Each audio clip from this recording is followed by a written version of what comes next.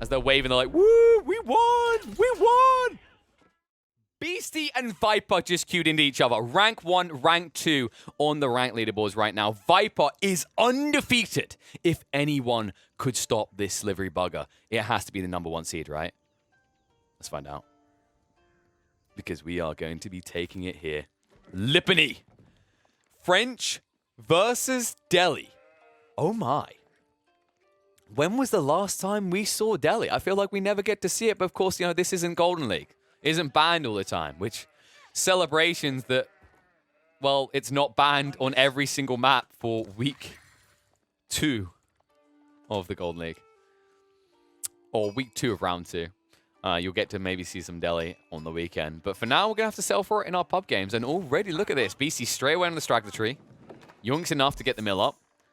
And straight away already resets that wheelbarrow. This is really important, actually. I think it's so beneficial to Delhi to instantly get the windmill up. Because remember that your tech doesn't cost anything. It just takes additional time. So it's to your benefit to build this as soon as possible so you can begin researching wheelbarrows. It is such a big boon to your early game economy and much later as well. On the other side, Viper should just be kind of a standardized opening onto the mining camp first. You can go for the windmill. Usually you'll be looking to do it, say, around like the 3-minute mark. I've seen a lot of players kind of doing it at the moment. Because usually you just want to get the score cavalry as quickly as possible. The curious part for me is whether BC will go for a very early Rax to try and repel any incoming knights. I have seen some differing plays out of Delhi players in this matchup. Some do like to go into the stables, just tech up as quickly as possible, get your stables, and then push horsemen. Because with the increased gathering rates of 30% on the berries, usually you can actually afford the surplus demand upon your economy to build enough horsemen that knights lose. I know. Right now, you're like, what? That's not how that works. Kind of is, actually. Because if you body your opponent with enough units, right? Like, the logic is you're paying 120 resources versus 240 the French pay. You're also gathering the food quicker. They don't gather their food quicker. And if you reach a critical mass of horsemen, not only are you able to just out-DPS in a fight the knights, but also they can't run away. It's one of the biggest advantages the horseman has. That's why you probably would have heard me before talk about the horseman as like the S-tier feudal unit. It's simply because of that. Like, it's, you know, it might not be the best solution for every situation if your opponent, for example, has 1,000,001 spears, but even if they do have 1,000,001 spears, the beautiful thing that the horsemen have over every other unit in the game is movement speed. They can dictate when they take a fight quite often, especially on open maps like Lipany. This is the type of map where they do become an S-tier type unit for early aggression. So Viper, in the meantime, just trying to race up. Remember that Beasty's not looking to access feudals quickly. You just want to stabilize your economy, network things in, start to get your researches, and then you should naturally scale a little bit late into feudal. But once you arrive in feudal, the interesting part about the dynamics of this matchup is both of these civs have been highlighted as feudal delays for a long time. And that the Delhi always benefited from long feudals because the logic was that if you build a big feudal army, your opponent has to complement that. And when that happens, if you play for the sacred sites, of course, you know, any other civ would get gold trickle, but Delhi's the only one that can get the sacred sites in feudal.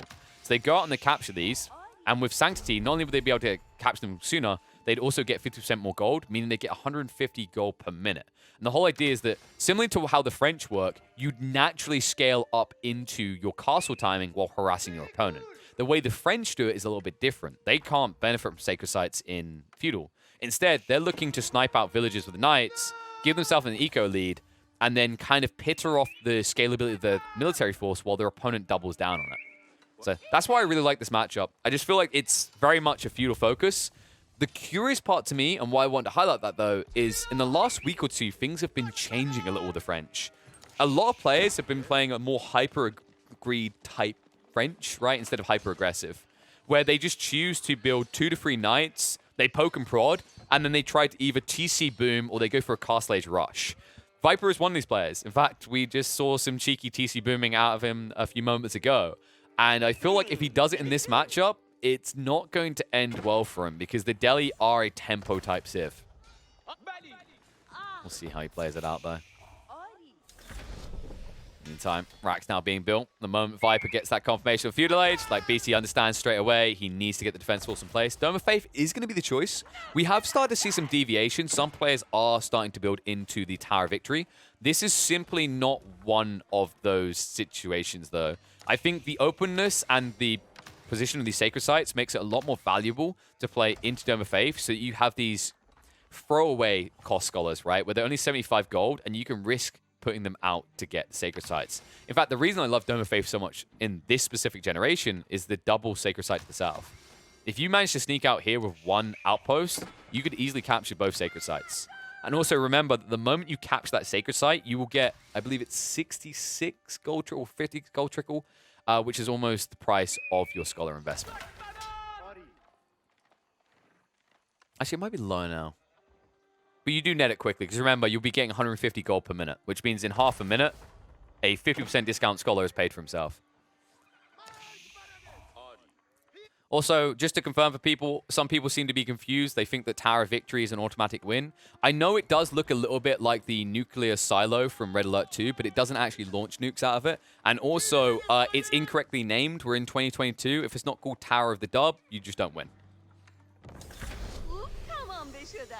It's a little bit better now, though. Remember, they did buff Tower of Victory, 15% to a 20% attack speed, so they got a 5% buff.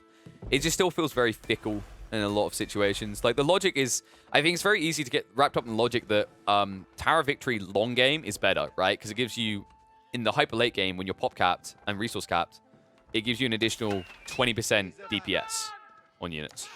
The issue, however, is that that is a very narrow mindset. Like, you're focusing on what happens 20, 30, 40, 50 minutes from now. What's going to happen in the first 10, 20?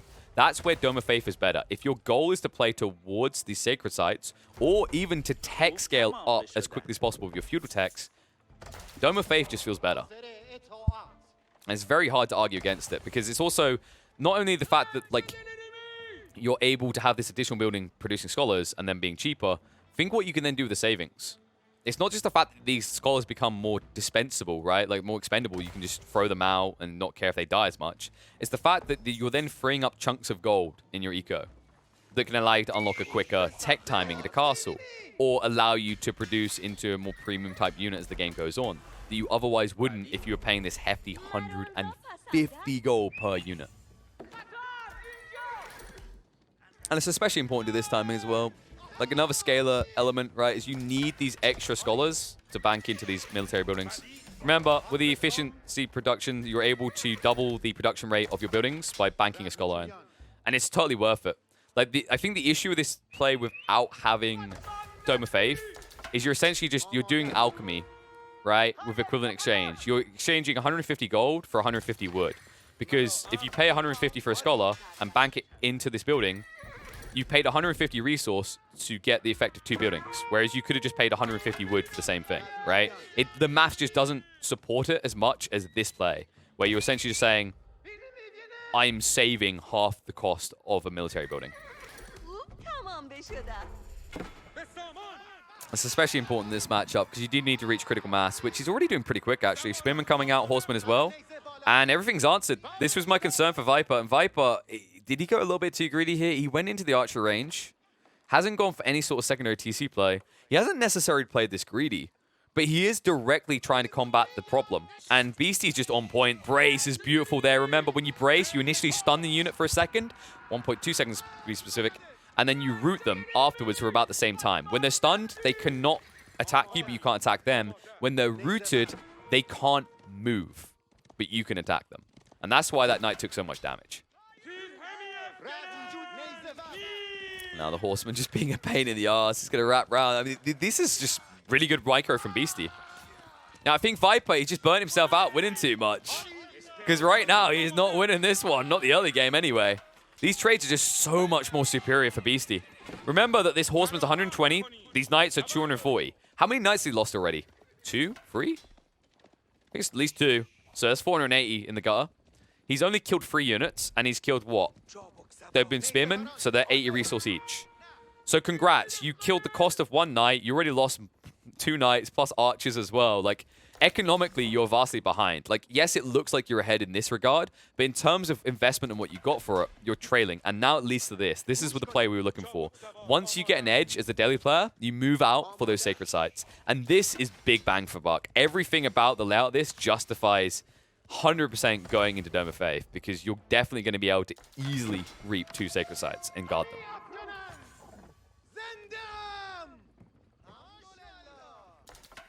And also now the walls as well. You know, I feel like we stopped seeing this for a long time, but remember that the Delhi can build with the infantry and the both ranged and melee. They can build palisades in the field.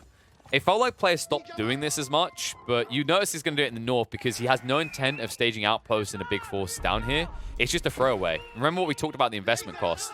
He has 240 of military units here, and then 75 into the Scholar.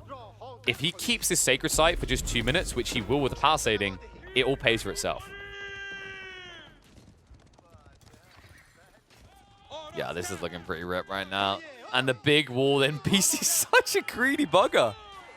I mean, it doesn't matter. There's just too many spearmen. Like, this is the problem right now for Viper. Like, he's now building archery range, but the fact he had to pivot into racks has put him at a sheer disadvantage now. And this is the power of the Delhi. Like, this is the power of Dome of Faith, right? It's that scalability. It's the fact that you can boom your military so efficiently, because not only have you got this increased gathering rate on the food, and most of the units you're going to build here cost food, is the fact that this, you can't see this as 2 military buildings. This is 4 military buildings. Meanwhile, Viper has 5, but one of them was his tech up. It's just the win conditions just counter each other out beautifully. Like, BC's win condition clearly counters Viper's. And it means Viper's only fallback strategy is if he goes for some sort of TC boom type play. But the problem is, because Beasty was so quick on pushing out the first Horseman and Spears, Viper got paranoid that he was going to be attacked. It forced him to double down and go for mid-tempo control, because otherwise you get oppressed by this passive trickle of gold. And even if he denies this, this is another issue, right? Like, once your opponent starts walling in these Sacred Sites, congrats! Round of applause, Viper. You've eliminated the Southern Sacred Site. Meanwhile, it's been gathering gold still. By the time you complete the decap, it's paid for the Scholar. And the North is never getting decapped, because then you have to run this static infantry across the map. So Viper, his only remaining choice is an all-in now, because he understands that economically he's going to be behind. Problem is, militarily, he's only matched right now. And that's only going to get better the longer he waits. Remember, the worst-case scenario is you drag out this feudal too long, and any tech advantage you had as the French, because they were cheaper, and the blacksmith and whatnot, is mitigated because Beasty would have got them for free. It takes him longer, but they are coming.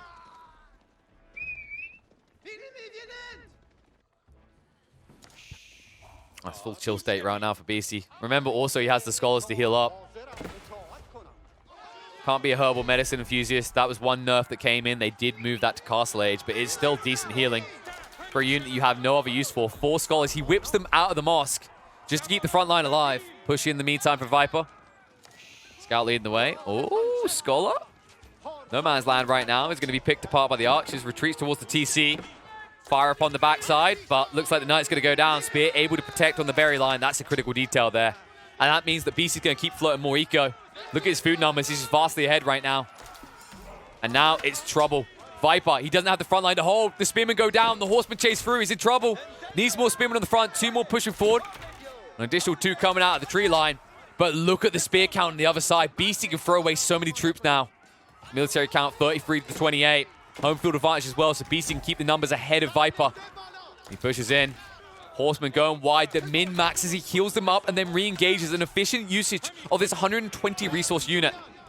Let's force him away. Viper, he pulled villages. He was trying to get the outposts up, but the problem is you can see everything he does is anticipated. Beasty, with this early outpost, controls all the flow, and this is an important detail. If you get stuck in feudal and feudal aggression, this is a huge boost to your win chance. You can see what's coming through these stealth forests. Your opponent cannot. Viper, once again, just going to be peeled back further away, and while that's happening, it's a little bit problematic because Beasty at this stage, I mean, his sizable force in the center is just being healed up. Anytime Viper pulls away from these skirmishes, any damage done is eliminated. Any damage done to Viper is here to stay, and this is a big advantage to the Delhi. It's another reason why Dome of Faith is so damn good, even after the buffs to Tower of Victory. And look at the sizing difference here. He's close to doubling up Viper. The only reason he's not going to achieve it just yet is his pop cap, but Beasty instantly replaces whatever he loses. Chases in on the spears. Scholars, slow shuffle forward, and the circle jerk begins. The head patters are underway, and he just can't kill them. The frustration Viper. He overinvests onto the Scholars, and now it's going to cost him the fight. Wraps around the front line, chases through, chases them away. Viper close to losing the midfield. The moment he gives that over, you know the Sacred Sites are going to be back under the control of Beasty. Beasty heavy on the gold right now. He could build a marketplace to float additional military, but he doesn't need to. Like, these trades just get better and better. Now look at the count. It's 19 to 47. And although they did nerf the healing, right? They removed the ability to get herbal medicine early on. You're still seeing just how dominant the head patters can be. As they're waving, they're like, woo, we won! We won! Beasty can't do anything against it. The heals are just too good. Numbers are diminished. Viper, I think he knows when it's time to call it. He can't stop the Sacred Site control from getting the gold trickle. His troops are too depleted. He'll call GG. And well, once again, we prove exactly why Delhi is the most banned civ pretty much everywhere. That's not to say they're uncontestable. That's not to say that they are an undeniable force that you can never stop. But you know, the stats speak for themselves, right? The Delhi are still an impressive civ that is incredibly oppressive in the early game. I mean, if we whip up the stats, I'm wondering where they're going to be sitting now in the last week or two. So, interesting enough, French is the one with the highest win, but then when we go 1600, it switches around. Delhi are actually a net negative. They didn't look like a net negative, not the way Beasty played it, and I think that's the important detail. This is more to Beasty's credit, right? I think there's too many jump the gun moments where we like to highlight, oh, X is broken. No, like, it's not that simple.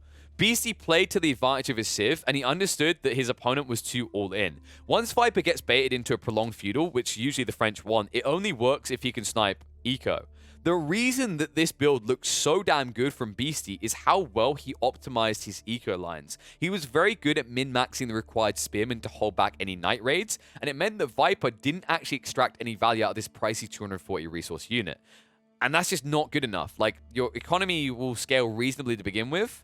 There will be patchy elements in the delis depending on how they're pivoting. But overall, the longer that feudal drags out, if you're not able to directly attack his economy, you're going to lose the game regardless of whether he has the sacred sites. And that's exactly what happened here. I mean, you saw it, right? Beasty was very much in a defensive stance for practically all that game. He never struck in and done eco damage to Viper, but he just understood that Viper's eco can't be stronger, and also the military trades can't be better. I think the important detail looking back on this one for the Snake, he needed better raids, as we already highlighted, but also he needed a way of quickly sniping out the scholars. He got one or two of them, but they're such chunky boys, right? They got to 130 health, and it's not easy to snipe them with archers. I think maybe if Viper contained his force and waited until he had a critical mass of archers to snipe them one by one, outcome's a bit better. But when you deal on those kind of what-ifs and maybes, you then have to unravel the yarn and say, what other advantages would Beasty have gotten that time? And the likelihood is he would have got a hell of a lot more gold because you would have been more delayed on fighting on the sacred sites. So, yeah, just really good generation for Beasty on the Delhi there, and really, really well-played early game that ends Viper's win streak. He was at 100% win rate in his rank games up to that point, but now it changes, and now he will look for vengeance because straight from that one into another, Viper and Beasty, they go back to back. He gets an opportunity to avenge himself. They're neck and neck in terms of wins. Let's see who's going to pull ahead as I load up that game.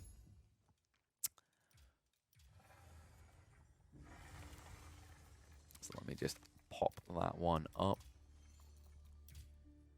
And I think it's Dry Arabia, right? Uh-huh. Nice.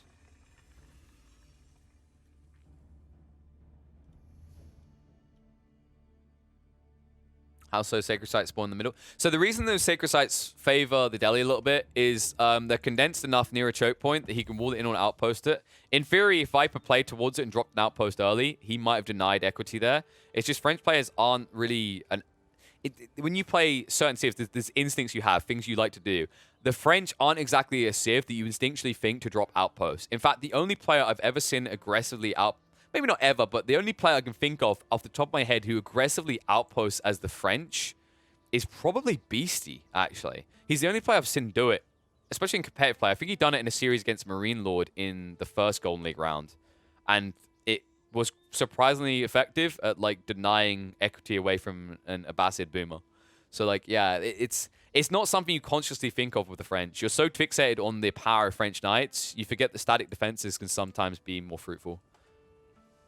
Okay, we just had the first one. Beastyqt eliminated that 100% win rate for Viper in the ranked. He is no longer undefeated. but he will get an opportunity of vengeance. Straight away after that game, they hopped in to each other in the rank queue. And this time, well, it's going to be French versus English. No Delhi OP here. It's just the good old classic. And this time, actually, Beasty is going to be the one, the French. Viper takes the English here on Dry Arabia. And he's got a beautiful start, actually. I love this wood line. This wood line is so good. Natural defense, close by on the gold line as well. You can easily just wall this in quickly. It can deny a lot of early raid potential to Beasty, especially if he goes hard into archers. So curious to see how this will be opened up by Beasty. He will be quick to scout this, because if there's one thing I have to give it to, like, he's easily always been top 5 at any stage in the game at, I feel like his scouting is one of the best in the game. And information is key. Like, there's no doubt there's a correlation between him being the highest winning, well, like, you know, highest earning player in Age of Empires 4 right now, and his ability to be on top of scouting at all times. It's so critical.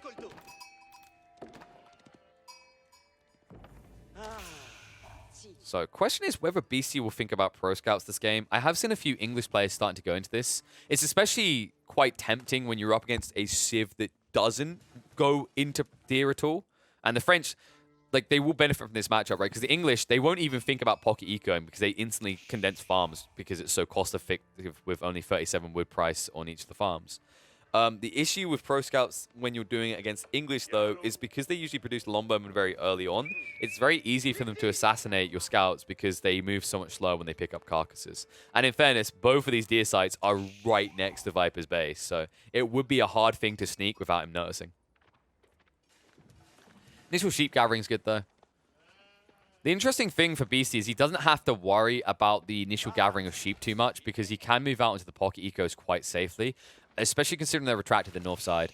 I think one of the most uncomfortable things that we've seen time and time again out of early English longbow rushes is when their opponent's eco is at the back of their base. Because what happens is if you don't drop outposts on the way around, you have no protected supply line, right? New troops come in, and against a civ like the French, they can just dive in with their knights and pick off your reinforcements before turning for the main force. So this generation overall, I think both players got a really nice start. Like these pockets at the back are beautiful for Beasty, and these wood lines at the front are a great defensive tool for Viper. And is that going to be the standard? That might still be the, yeah, that looks like that is going to be standard farm formation. Remember, we've been seeing this more and more. The whole idea is you drop these 2 farms on the side of the TC here, and then 2 more on each side on the edge, right on the edge of the mill influence. The reason being is you actually get slightly more food eco than the standardized format that was being done before, because your villagers have less distance to drop off as they don't go across the whole farm. They stick to part of it. The maths shoe, I think, in about 8 minutes with the initial 6 to 8 farms, you were getting something like 8 to 10 more food over the old format. It doesn't sound like much, but it's still a min-max that will add up over time as you add in small optimizations. And also, if a game goes longer, like, it's still additional food you get over the other format, and you're not really losing anything to do this. In fact, you could argue, like, there's no less idle time, and if anything, it's more easily defendable. Scout moving in. Cheeky out of Viper.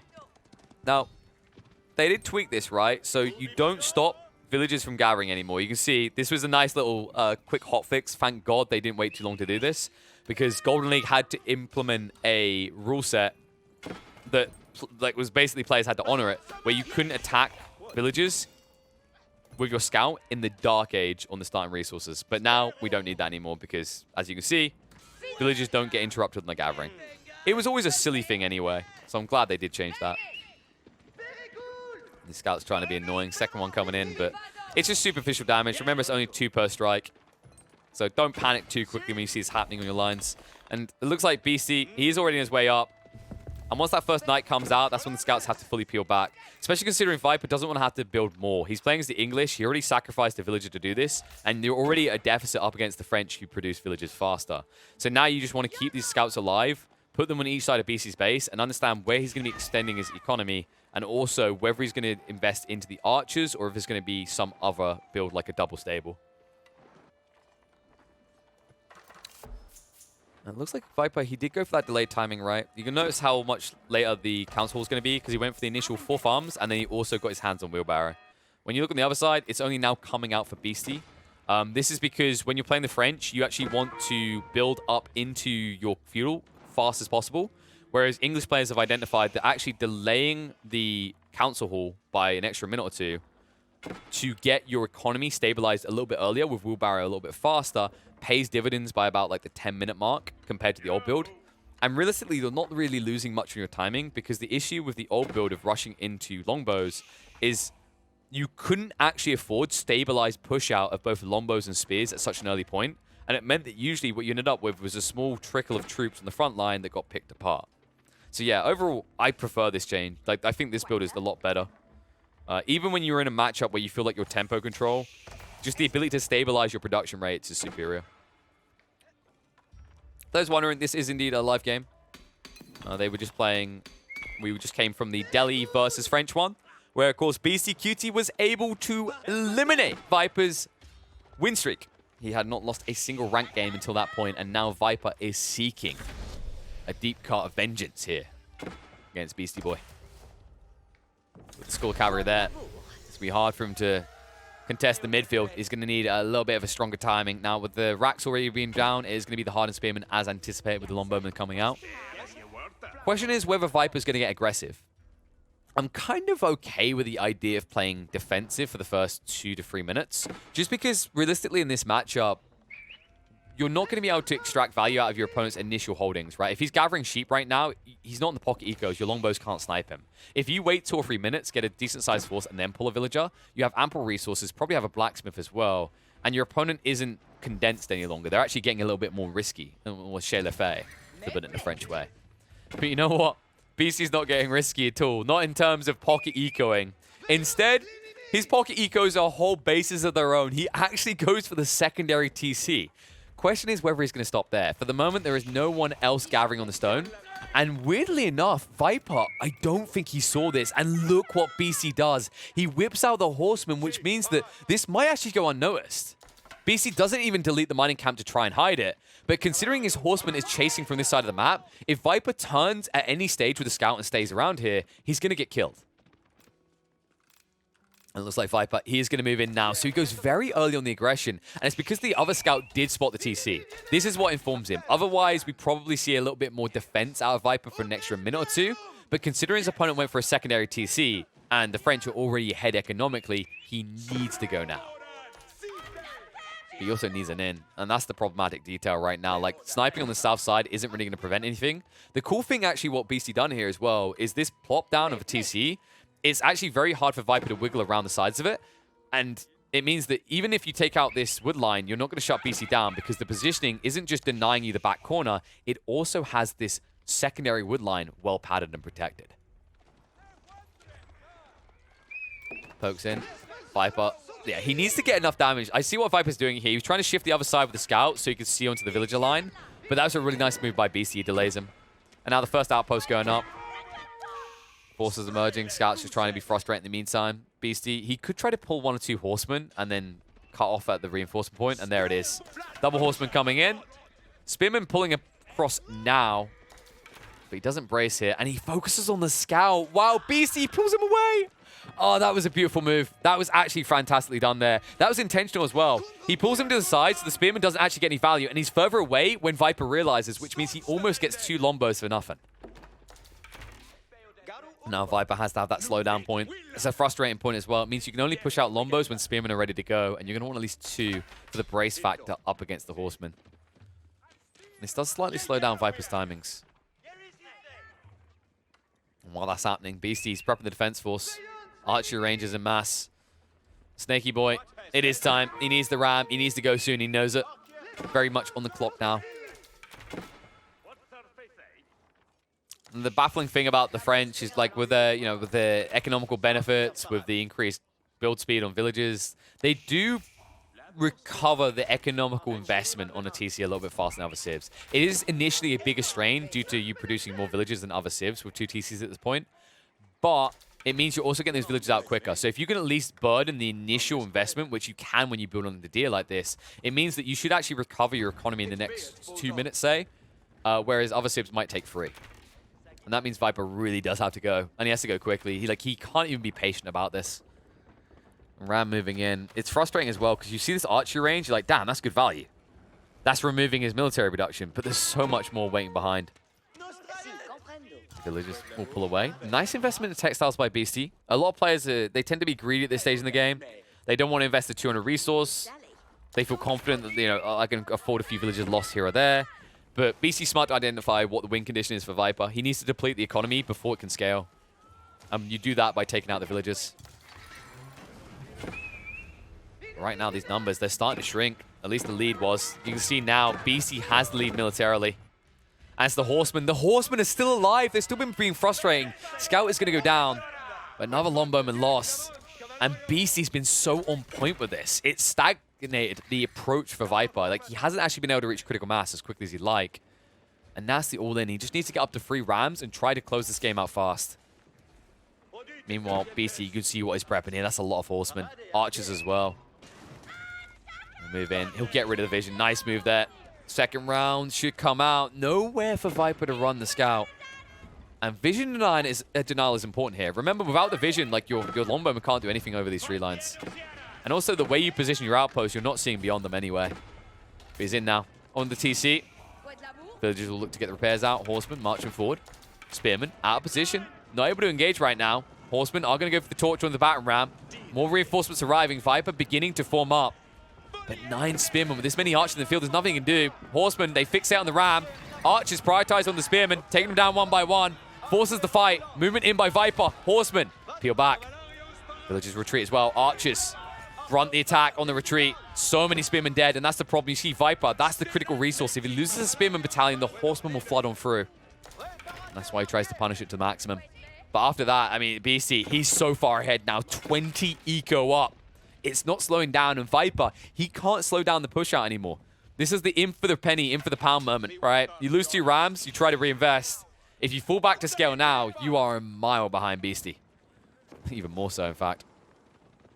Beastyqt, wow, he's not even going to wait around. So he's going to build up a new defense force, and he's going to go aggressive. Moves out with the Horsemen and the Archers as well. And Beastyqt, has he actually gone to the Siege Engineering yet? No. If he starts it now, though, it will be ready by the time he's outside Viper's base. And this means Viper's now really, really deep in the doo-doo. He's going to build the proxy base. We have seen Viper do this before. It has been very effective, but he no longer has the benefit of Longbowmen. It's just going to be spears and man-at-arms, and that doesn't match up well against what Beastyqt's been defending with. And now the Massacre, and he moves in. Villagers not protected. Defense force not big enough. Ay, that eco lead is getting bigger. It's almost doubling up now. It's 60 to 35 in favor of Beastyqt. Ran back in onto the TC, but what can you do here? The issue Viper now has, what Beastyqt done, the reason he done this, he understands the only way he loses potentially is if Beastyqt gets up to 3-4 Rams. Because he went for the base, and this is the big brain play, by the way. So many players wouldn't have done this. Beastyqt goes after the base because he wants to shut down the wood. The problem that's accrued in his base can't exist without the wood production in Viper's own. So by denying him equity in his own base, forcing him on to straggler trees, it means Viper cannot actually reach his win condition. It's actually so smart. So many players would not be doing this. So many players instead would have used their army to push away the military force in their base. But instead, Beastyqt slows down the production, and now when he sees a shift over to his pocket ecos, he will now react. Seeing that Viper is out of position, away from the outpost and unable to defend himself, this is where he loses the army. Oh, that's going to be heavy losses as well. This is going to be a one-sided affair. Beastyqt, 35 military to 21 of Viper, but that's about to shrink deep. 14 units in the field that cannot trade well. Horsemen will at least give 1 or 2 of them over to the spears, but now the gap close comes in on the Longbowman. Surrounds him, takes him down, and that means Viper, he feels like he's back to step 1, square 1 in this one. As now the eco lead looking insurmountable. Only just cracked past the single digits on the military pop cap. And I wouldn't be surprised if Beastyqt's getting in the Siege Engineering. There it is, folks. Halfway done. Timing perfect for him to close this one out. And a frustrating moment now for Viper. Forced to build the outpost. That's even more wood investment he can't really afford anymore. And the full military infrastructure has just done nothing. 1 Rax was useless. Went for the mining camp. Went for the outpost. This is all just dead weight that has done nothing for your eco. While you've been getting less and less eco, Beastyqt continues to boom. But don't worry, he's got some explosions to share with you. Horseman ride in. Met by the man-at-arms. Now the switch up from Viper. Needs a strong front line. Man-at-arms may have been the answer all along. The problem, however, is they're so damn slow, they cannot close upon anything. Beasty. You feel like if he just goes into 1 or 2 Rams, Viper's going to be forced into a very, very unfavorable fight. He's actually coming up from the west side. And that, if you shut this up, this is most of the food eco on the west side here. I think Beasty spotted this earlier, yeah, because he would have scouted this a long time ago. He would have seen the initial farms. It just makes sense that this is the complete area. If he denies this, like, Viper can't build anything. And you know what the beautiful thing is? Beasty hasn't continued to invest in army. Look at his numbers right now. It's still at 43. And look at his food and gold. He's prepping for a castle age timing while also sieging the Viper's base. This lines up beautifully. And there's really nothing Viper can do. He's building rams in the midfield, but now his army is out of position. And this is going to be problematic. Folks, he's coming in on the soft underbelly of the English base. Farms have to shut down for the moment. Archer's just in range to frustrate them. 2nd Battalion coming in from the north side. Villagers being sniped down. Man-at-arms, not a quick solution to the horsemen. So they'll pick apart even more villagers. And now look at that eco lead. 39 to the 76, moving in, shutting down all the farmlands. Horsemen flooding on the woodline on the north side. And Viper, he's in deep waters now. Looking like he just might drown. Archer's able to target down the villagers one by one. The Ram, in the meantime, only going onto the boar expansion is not going to slow Beasty down. And just 1 Ram is all he really needed because the eco damage is done. Viper has not waved the white flag just yet, but there really is little left in this game for him as it's over double the villager count now in favor of Beasty.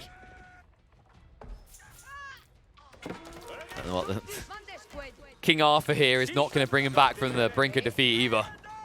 1 early man-at-arms is going to do very little to deter Beasty. He's replacing villagers quicker than you're killing them. Guild Hall now being built. Rush in, not looking good. There's enough shivs on these villagers, they could just turn and kill you instantly. And although Beasty walks away from Viper's base, he walks away the victor there. I just don't know where Viper goes from here. You can't even look to Eco Boom. Like, the moment that you see Beasty scales up, with the army in the field still being this big for Beasty, it's going to be an instant move into an assault. It would be different if Viper was at least able to trade out, but these just aren't good trades. You can see he's being massacred here. He forced Beasty to come back home, but now, by the time Beasty makes it back to his base, enough time would have passed. Not only would he have got the tech up in the castle, he would have got the tech upgrades on his units as well.